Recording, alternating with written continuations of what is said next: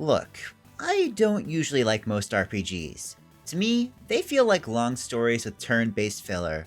However, the past week has launched 3 games that made me reconsider my stance on RPGs, all in their own unique way. Since I only have so much time, I haven't been able to beat any of them yet, but I wanted to take a moment to gush about them so fans and haters of RPGs alike will know to check them out. The first, and probably most well known of these, is Super Mario RPG, a remake of the SNES title that's old enough to drink at this point. This is very much a traditional RPG, but it cuts most of the stuff that makes games like this a slog. The action command system keeps me engaged during battles, the writing and characters have so much charm, and it manages to capture the original aesthetic beautifully. You all know this game is good, so I'm going to move on to the titles that you probably haven't heard of yet. Knuckle Sandwich might be my most anticipated game of the year. I have been waiting for this for years, and it absolutely delivers. Knux is weird in all the right ways, and I love it for that. Its aesthetic teeters on GBA and low poly, with combat feeling like a mix of Mario RPGs and WarioWare. Battling is fun in this because I'm constantly playing through minigames to avoid or deal more damage, and if an enemy even uses a standard attack, I've still got to pay close attention to his tells. A lot of the overworld puzzles feel inspired by classic Pokemon games, which is another point in its favor. Knuckle Sandwich has a delightful aesthetic, a wacky world, interesting characters, and a banger soundtrack, so it's a must-play in my book. My only regret is I haven't had more time to play it. If you enjoy weird games, great music, and the GBA, this is something you should grab right now.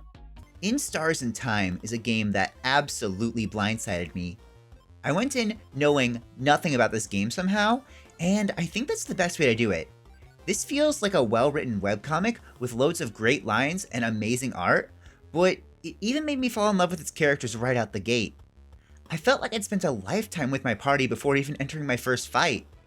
In Stars and Time has a monochrome art style, and it's absolutely striking.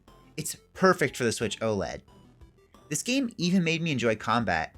It goes in a similar turn-based system to Final Fantasy VII, and unlike most RPGs that get really cryptic with its weaknesses, In Stars and Time goes with a rock, paper, scissors typing system, which is easier to learn than Pokemon's 12.5 types.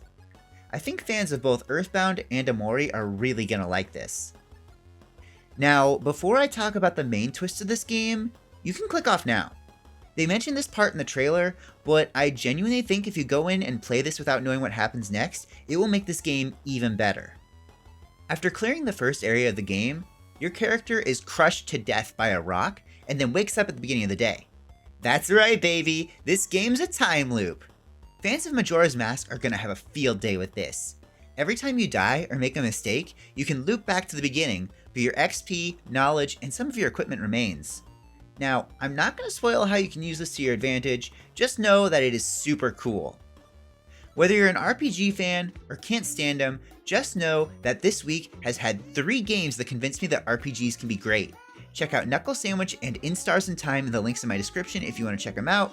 And you can also get the indie plushie there, or follow me on my other social media sites. Thanks for watching this, now I gotta get back to my backlog.